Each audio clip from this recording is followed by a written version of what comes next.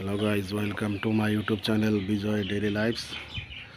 আজকে আপনাদেরকে দেশি মুরগির জন্য একটি সবজি এবং ফল দিয়ে একটি মুরগির খাবার তৈরি করে দেখাবো।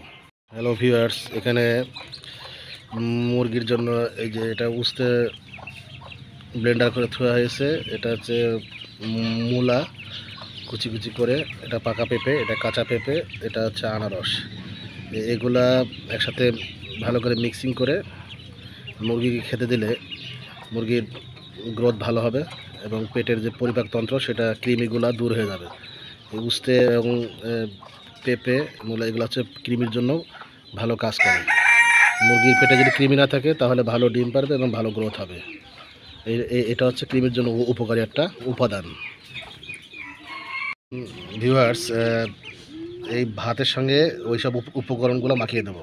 এখন দিচ্ছি আনারস, তারপরে করলা বাটা, তারপরে মূলা, তারপরে পাকা পেঁপে হয়ে গেছে।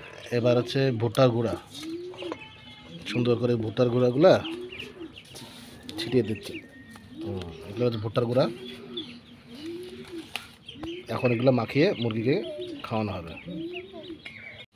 এখন মাখানো হয়ে গেছে, এগুলা সুন্দরভাবে মুরগিকে খেতে দেবো।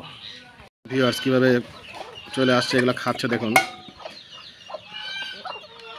এভাবে দিয়ে মুরগিগুলা সব খেয়ে নেবে। দেখুন ভিউয়ার্স, দেখুন কীভাবে খাচ্ছে। এভাবে থুয়ে দিলে ওদের মতো ওরা সুন্দরভাবে খেয়ে নেবে। এক করে ওদের পেটের যে পরিপাকতন্ত্র ওটা কৃমিগুলো মারা যাবে এবং মুরগিগুলো ভালো থাকবে, ভালো ডিম পারবে, ভালো গ্রোথ হবে।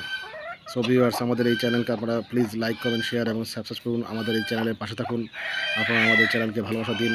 আপনারা আমাদের এই চ্যানেলে অলরেডি পাশে থাকছেন, এজন্য আপনাদেরকে ধন্যবাদ। প্লিজ আপনারা আমাদের সহযোগিতা করুন এবং লাইক, কমেন্ট, শেয়ার এবং সাবস্ক্রাইব করুন। ধন্যবাদ।